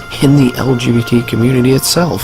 And I mean, besides the whole transgender aspect of it, this is also, of course, assisted by the bisexual and lesbian and gay sexual preferences, which also find their place in the acronym LGBT, because they also assist in the destruction of gender distinction, as one might guess would happen when a person believes a male and female aren't gender binaries meant only for one another. But also on this same topic, I'd like to take a second and point out just how absolutely devoted the elite are to this insane plot. They seriously believe this stuff, because the makers behind those highly Gnostic Matrix movies that we already discussed, who were the Wachowski brothers, are now the Wachowski sisters. They both became transgender for the sake of this Gnostic Luciferian philosophy of theirs. Unbelievable. I mean, these two are seriously devoted to finishing the great work at any cost. But another obvious part of the agenda is the current race wars that are raging in the United States at the moment, that, just like the LGBT movement, will result in a similar abandoning of reality, which, what I mean is, race will end up rejected altogether as just another social construct, which I've already seen this idea promulgated firsthand.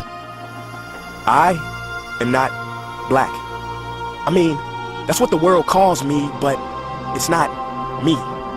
Along with whatever you call yourself, it's just a label. See, from birth, the world force feeds us these labels.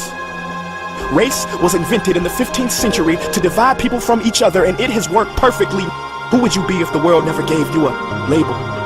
Would you be white, black, Mexican, Asian, Native American, Middle Eastern, Indian? No. We would be one. We would be together. No longer living in the era of calling human beings black people or white people. But don't get me wrong, I mean, there's technically only one race, human, but we all have actual differences that shouldn't be ignored. We have cultural, ancestral, physical, like skin color, and even linguistical differences that make us distinct from one another. And there's nothing wrong with that, because no matter what race or people group you are, take pride in that, and take pride in the fact that God made you distinct and different from others around you. That's a good thing. And it's not like I'm saying one race is better than another, nothing like that. They're all equal in God's eyes. God isn't a partial God. And it's just that there really are real distinctions between different people, and we shouldn't ignore that reality just because some people are belligerent racists, you know?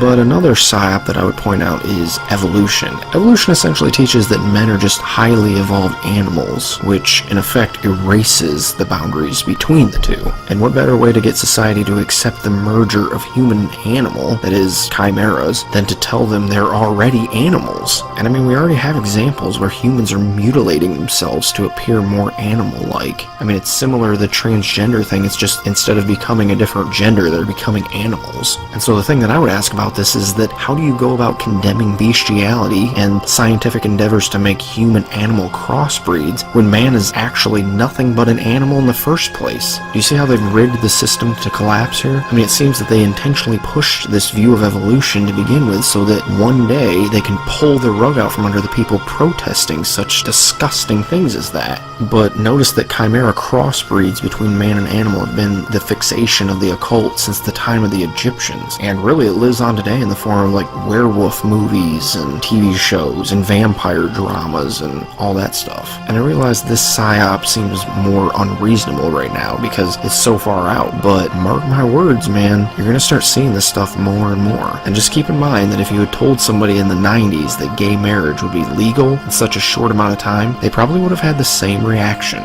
But the evolution lie also helps the elite accomplish another key goal in synthesis, that is the synthesis of good and evil, or the blurring of the line between what's good and bad. Because if evolution is true and all we are is highly evolved pond scum, why not murder or lie or rape or a myriad of other things that past societies have deemed immoral? There's no real reason, besides fear of punishment by the government, so that the elite can keep people believing they're animals. They think they can make them act like it too. But it's the same kind of process we saw with the LGBT and the race issue. They're trying to blur the lines between good and evil by making good out to be evil and evil out to be good. Then they change those standards so many times that it makes the two opposites fluid and easily interchangeable, essentially erasing any original distinction made between the two until society deems objective morality yet another social construct. But this stuff is exactly what ordo ab chao, or order out of chaos, means to these elite class secret societies. They bring about unity or synthesis through causing a state of chaos, as we've seen implemented with all these different psyops. But some of the more obvious psyops that are clearly being pushed towards by the elite is that of the one world order I spoke of before, which is sometimes referred to as the New World Order, where there's a one world government, a one world currency, a one world language, a one world leader, and even a one world religion.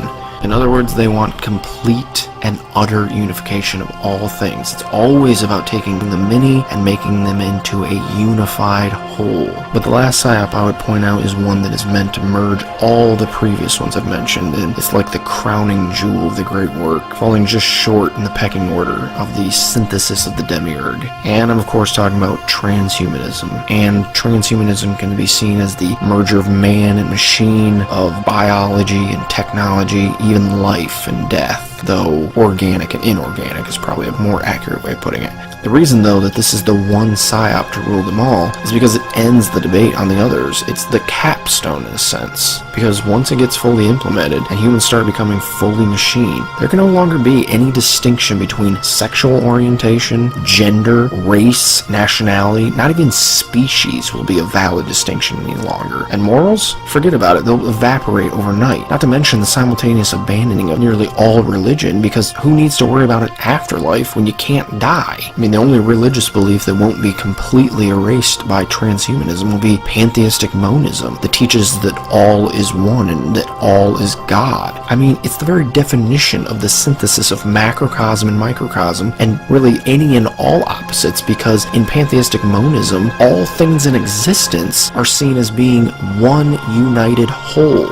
But this transhumanism agenda will be pushed on us by the appeal to all all these other disunities, and we've discussed, like race and gender and all these types of things. And people will eat it up because it will be promoted as the means to achieve world peace and to end hunger and to stop disease. I mean, heck, it'll even be promoted as the best social network out there. I mean, there's literally no end to the potential propaganda behind this one. But in the end, it's just a furthering of the religious doctrine about the synthesis. And so, essentially, this massive plot that I've drawn out here is what Nicholson 1968 has coined the one game, meaning this is the true and final agenda behind all their plotting, the real end goal they're striving after, and they'll stop at nothing to achieve. Everything else is just pawns they're moving to get to this final step, and all of it is done to achieve the great work, the eventual synthesis of all things, ending with the demiurge himself.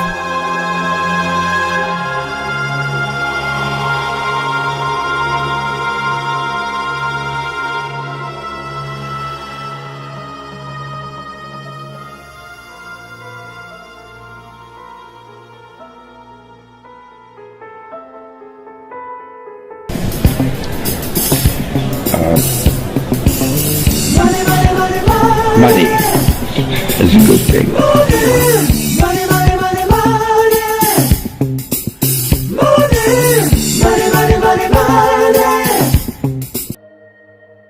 Today we're taking a crucial step to secure America's future in space by reviving the National Space Council after it has been dormant almost 25 years, if you can believe it. Today's announcement sends a clear signal to the world that we are restoring America's proud legacy of leadership in space.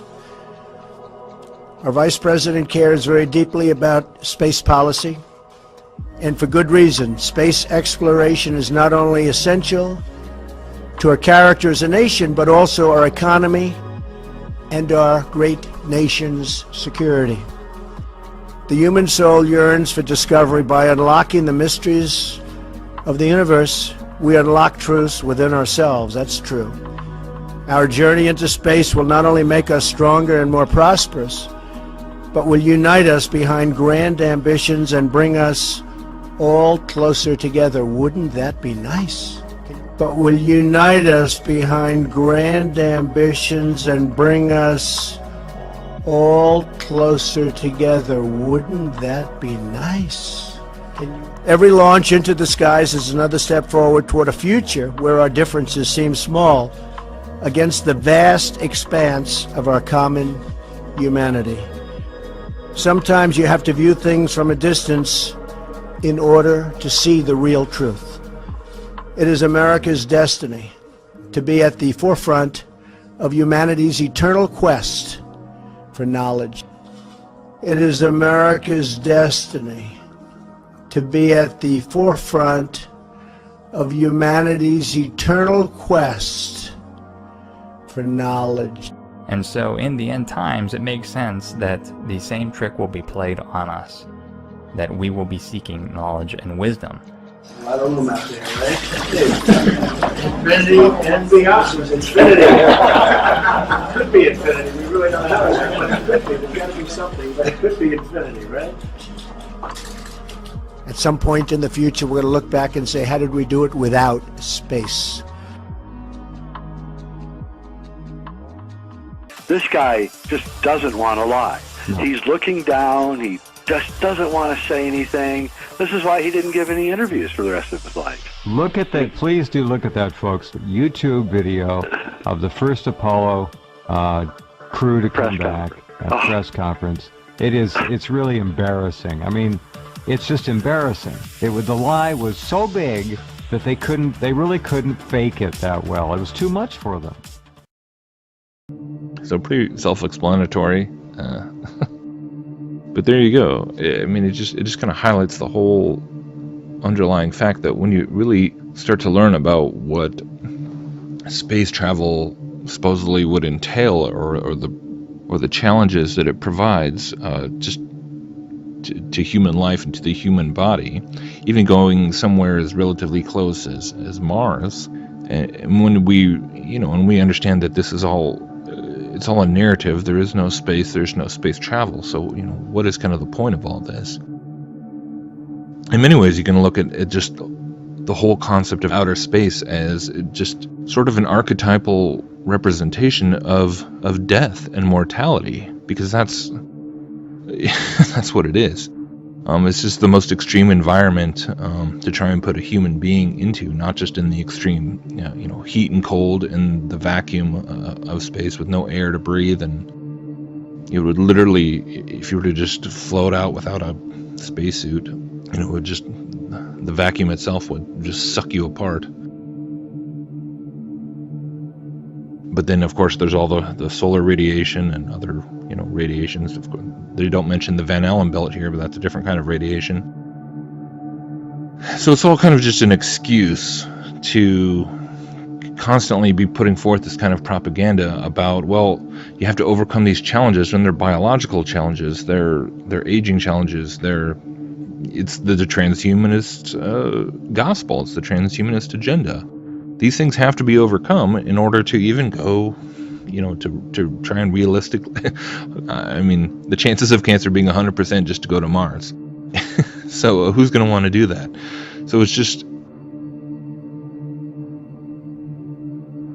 So it's really just inseparable from the idea that eventually, in order to keep pursuing these goals, which ever since, the 50s and 60s and the quote-unquote space race began, this has been, part of human destiny, really, is to go to the stars and colonize the stars and seek out new habitable planets and seek other forms of life and all these things. Not possible unless humanity starts to transcend, starts to evolve, evolve to the next step and take some quantum leaps. And of course, this is only just one little stage. And it's, ultimately for them to be talking about getting to things that are light years away, to be getting to solar systems and other galaxies that are millions of light years away. It's honestly just not even possible from an engineering standpoint with ships and fuel and propulsion systems. There's a lot of concepts out there, but ultimately, when you really break it down, the only way to really make that kind of space travel a reality is to achieve a higher dimensional existence or capability. Essentially ascending to a higher spiritual plane, and that, I think, is what the whole point of it is, and that's what space itself is an archetypal representation of, is the spiritual barrier or the dimensional restrictions of our mortal human bodies and our mortal human existence right now. So once again, we can see that the entire scientific materialistic paradigm just serves as a segue. It just serves as a stepping stone back into a Luciferian belief system, all based on apotheosis, all based on the transhumanist dream of somehow, transcending our current limitations and living forever, as the title of the article suggests. So there you go.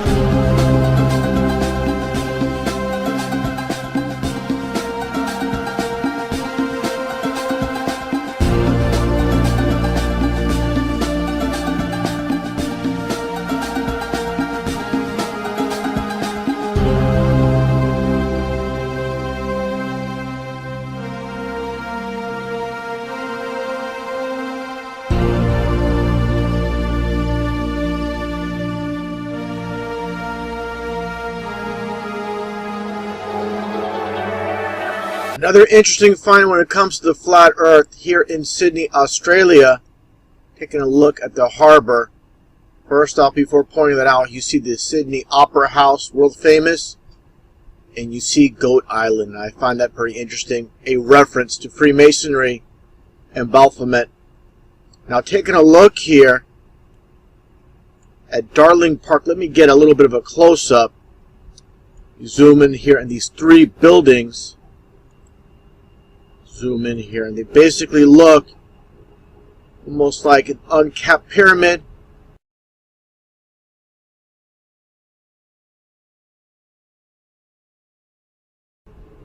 Very unusual architecture. Now look at what you see here. Let me get a little bit of a close-up and see what we find. Very interesting design and concept here in Sydney, Australia. Let's get a little bit of a close-up. And what do you see? The flat earth model. Another close-up here. And you see an obelisk as well. Now, taking a look at this logo for Darling Park, I find it pretty interesting as well. You have the pyramid symbolism. It looks like a peacock. You have these three basically on each side, 3 and 3, 33. Find that very interesting. Everything, there's a reason. Again, they don't pull things out of thin air when they come up with these concepts, with these designs. Now, taking a look at one of the buildings in this complex, Darling Park here. It's kind of obscured here, but also the flat earth mapping. I find it pretty interesting where they situate it. People are passing by, coming down, passing by the world they live on, and they don't realize what's right in front of them. That is the flat earth model. This is a flat earth clock, probably the largest one in the world. Taking a look here at this little bit of a side angle here. And also, let's take a look at this short video. Very brief, but you get a general idea of what you see here at Darling Park. You see the flat earth model, and again, the obelisk itself right in the center, all about the occult.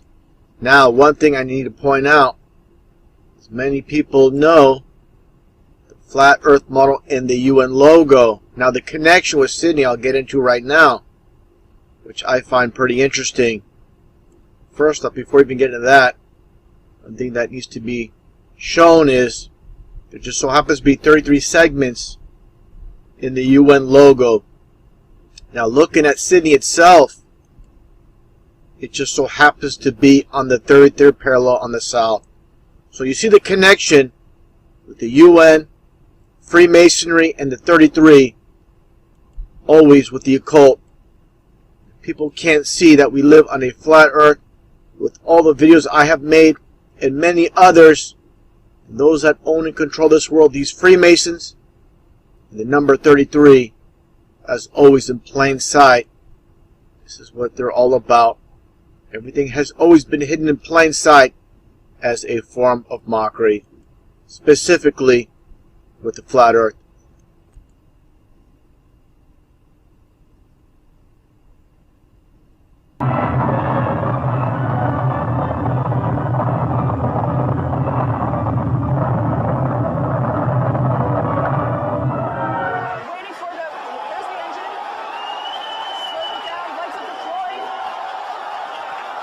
The current commander of the International Space Station about to break a big record tonight. Here's ABC's Gio Benitez.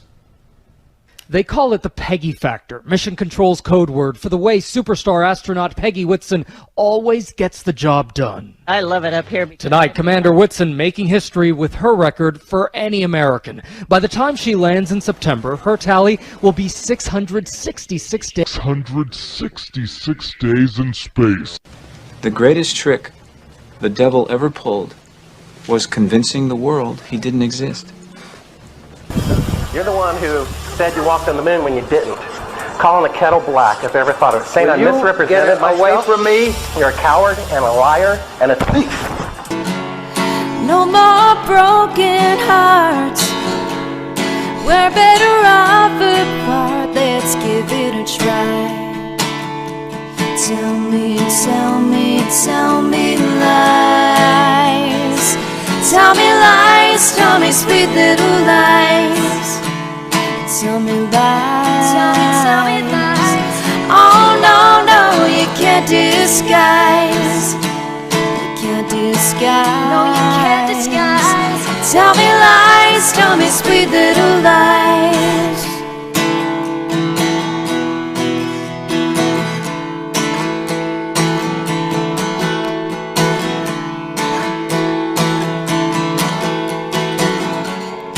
If I could turn the page and time that I'd rearrange just a day or two. Close my eyes. I couldn't find a way, so I settled for one day to believe in you. Tell me lies. Tell me lies, tell me sweet little lies. Tell me lies. Tell me lies. Oh no, no, you can't disguise. You can't disguise. No, you can't disguise. Tell me lies, tell me sweet little lies. Tell me lies. Tell me lies. Oh no, no, you can't disguise. You can't disguise. No, you can't disguise. Tell me lies, tell me sweet little lies.